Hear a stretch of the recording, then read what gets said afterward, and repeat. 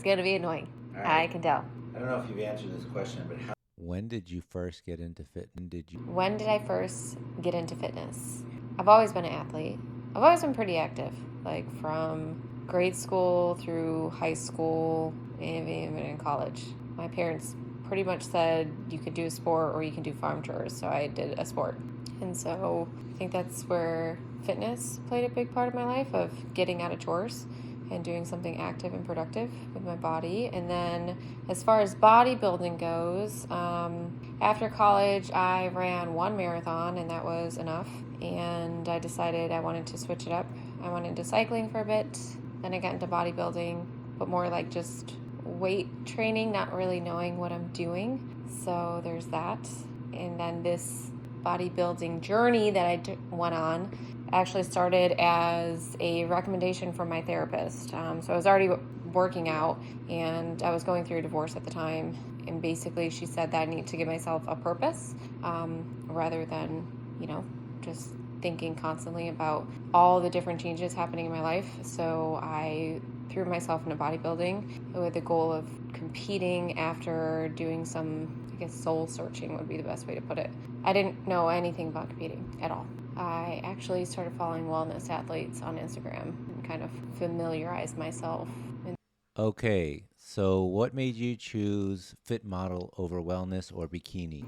Genetics forced me to choose fit model over bikini and wellness. So I love wellness. I love the wellness category. I love everything about it. I have a lot of girl crushes on a lot of wellness athletes. I think that the entire build is beautiful and strong, and I just can't build glutes like that.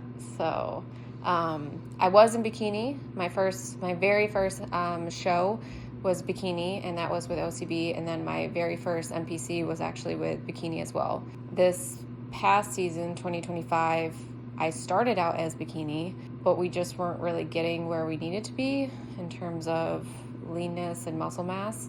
And then they just released the fit model, and I kind of fit the criteria to a T, so I figured we could try it, see what happens. Okay. Now, moving on to training for your physique, what does your training look like in the off season versus prep? Oh my gosh. Well, off season, you're a lot stronger, and I feel like you're pushing a lot to failure. You're pushing a lot of weight, but my splits are still about the same. It's 3 lower body and 2 upper body, and that stays about the same for prep as well.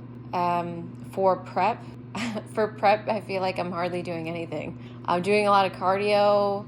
I'm not really breaking a sweat per se, because I'm doing a lot of lighter weight, a lot more lighter weight, higher reps, and doing a lot of machine training because I don't want to injure myself. So there's not a lot of free weights that happen. What's one misconception that people have about how fit models? I think fit model, well, now that just makes me sound bad because I just said I did hardly anything during prep. I think people think that fit model athletes are more like lifestyle gym goers, which is not true. We just train just as hard as bikini. Again, genetics plays a huge role in what your build is going to look like. But you can, it takes some time. I also feel like a lot of individuals assume that you haven't been training for a very long time when you're in fit model, but now we're seeing a lot of women who have competed for 20 plus years, have gone to Olympia, and are pro athletes going to fit model. So it would be interesting for me to hear about the different type of training that a pro bikini was doing versus a pro fit model, like someone who transitioned from bikini to fit model, and how their training differed. But it comes down to macro. So what part of prep is mentally harder, the diet or the exhaustion? What part is harder in prep, mental or exhaustion? That is a really good question. I think all of it's kind of hard. I think the exhaustion piece in the beginning is really hard. When you first get into prep and you first start cutting calories, you are exhausted. And then at some point in prep, that transitions and you just kind of get used to feeling exhausted. And then it's just kind of transitions over to the mental game at that point, where you're constantly looking at the clock for your next meal, mentally having to get through the cardio sessions or the 2-a-days or whatever that looks like. And then also during prep, like if you go to a show and you don't perform well, that part is mentally exhausting because then you're questioning a lot of the process. I think that's hard. How has competing changed your relationship with food and your body? Competing has changed my relationship with food based off of just what I'm selecting at this point. So I had a conversation with somebody recently about this. Are you going to choose the cookie or are you going to choose the chicken breast and the rice? I'm going to choose the chicken breast and rice because I want to feel full.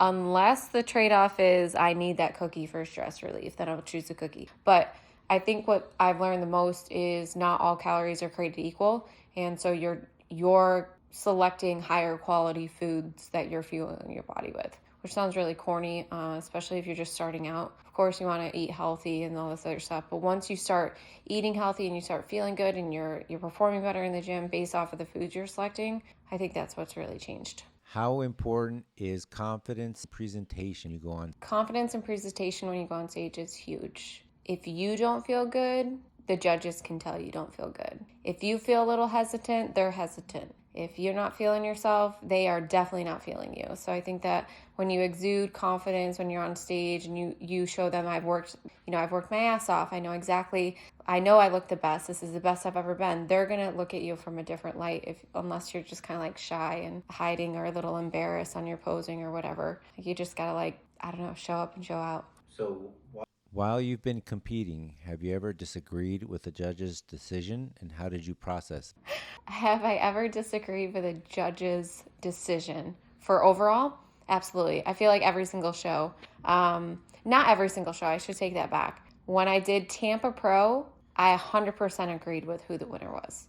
The woman who won that show had phenomenal physique. She definitely was the best that was out of all of us.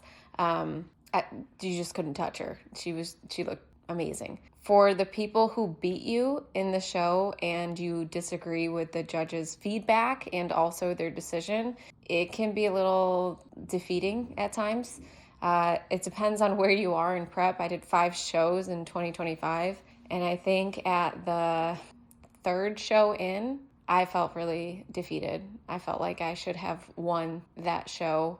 Everybody who watched the show also felt the same way, and I just didn't see what the judges saw, and it really just came down to my posing. And so how I dealt with that loss is I went all in on my posing. I mean, I just was a lunatic. I was walking around my house posing and forcing my husband to look at my posing, and I hired an in-person posing coach and was practicing 15 minutes every single day before I worked out and after I worked out, and also in between sets. How was that journey that you took from first started competing to achieving a pro card? Talk to me about the ups and downs, because I know it was a process. It was an extremely long process.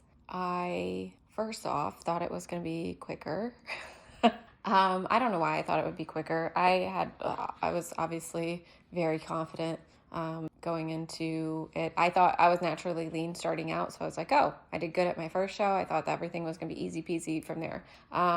So throughout my journey, there was a lot of humbling that happened. I felt like I had to mature in my workouts. I had to mature in my diet. I had to mature in my mental state, the entire mindset.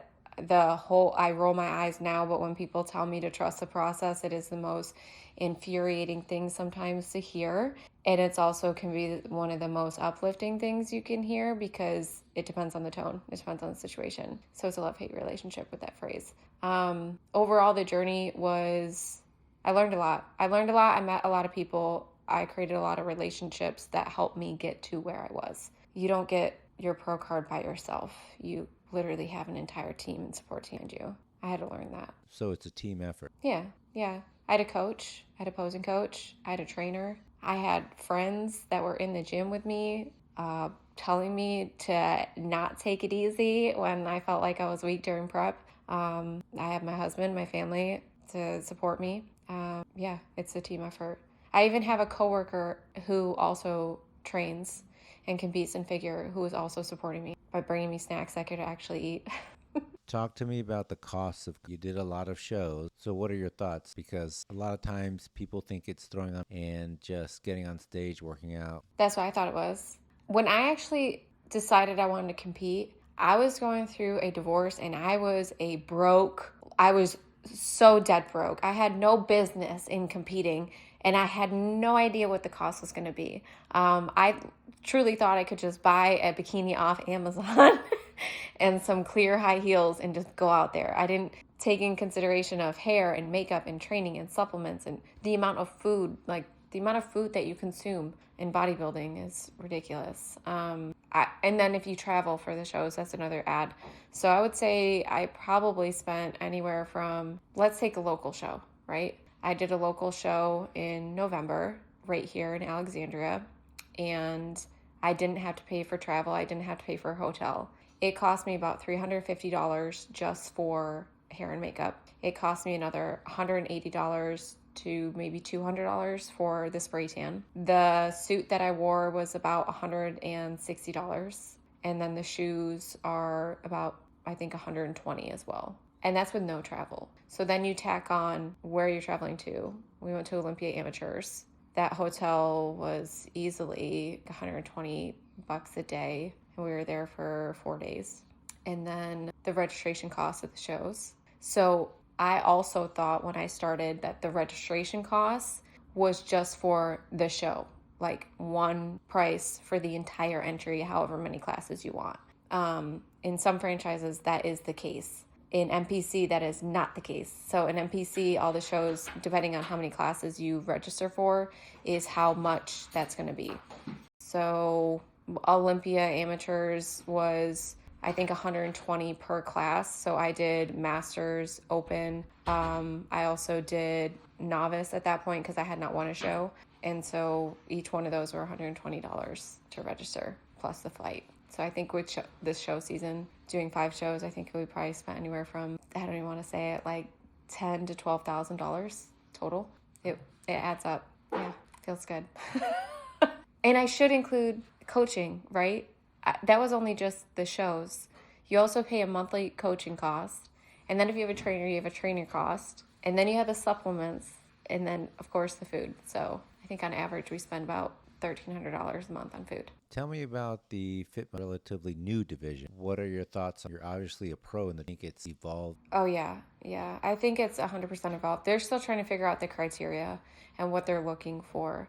I think they're going to nail that down when Ms. Olympia happens. I think that's what's going to be like, okay, this is the defining criteria at this point. So the main differences between bikini and fit model is that bikini has capped shoulders. Fit model has rounded shoulders, but not capped. There's no tie-ins in fit model. There's tie-ins for bikini. They're just like a lot leaner and harder in bikini. They want a more softer flow. From in the beginning, when they first released the division, the women that were winning were definitely softer and curvier. The women towards the end, like myself, were a lot harder. Like almost, I was told at my pro show that I look like mini bikini, and that's what the judge wanted. So I think that's probably where we're going to go with that.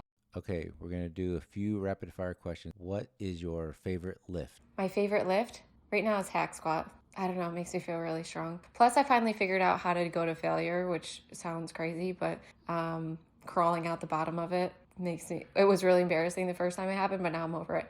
And I do feel like a beast. What's your least favorite prep? Oh, gosh. Well, from the last show, I ate so many Rice Krispie treats that I'm really not feeling it. Rice Krispie treats were my, I guess, my treat, right? They were my cheat during prep. Now I'm like, if I have to eat it, I will. Really overdid it. Thunderstruck by ACD. I don't know why. I think it's a guitar riff. It gets me going. Plus, it's like a build, right? No, I'm not singing. Everyone knows the song. Just look it up. All right, what's one thing you won't...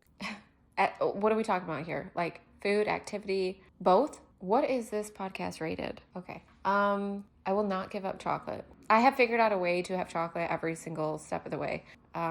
We buy mini chocolate chips that are satisfying. They look like you're eating a lot, but you're not. But it is satisfying. And then activity, I will not give up sex. I feel like a lot of people lose their libido during prep and it definitely goes down. But I feel like that was probably like, sounds horrible to say, but my biggest stress relief during prep. What's your favorite post-show? Cheeseburgers 100%. Cheeseburgers and fries. The bigger, greasier, the better. So I think we did like a cheeseburger tour after prep. I feel like we ate a ton of cheeseburgers. Heels? I am a sneaker. I'm actually a Chucks person. I wear my Converse everywhere. And I need new ones because they have holes all in them. But I feel like that's when they're finally like broken. They're great. They conform to your foot. So I get made fun of at conferences because everyone tells me I have a uniform. It's a black shirt, jeans, and Chucks. Yeah. So How do you fit the gym, wife? How do you fit it? I have a very weird schedule for most. I go to bed at 7:30, 7:38, same as my child, and I wake up at 2:30, and I train between 3 and 3:30. And then after that, I start my day. And from that day on, right, from 4:35 on, I'm mom, wife, coworker, boss, whatever that looks like for the day. Yeah. I think it just comes down to scheduling. You just gotta schedule your life out and you're fine. No. Give me a little outro to watch it. Right now? Okay. Why does this feel so awkward? Thank you for watching. I hope you enjoyed this episode and be sure to subscribe and follow.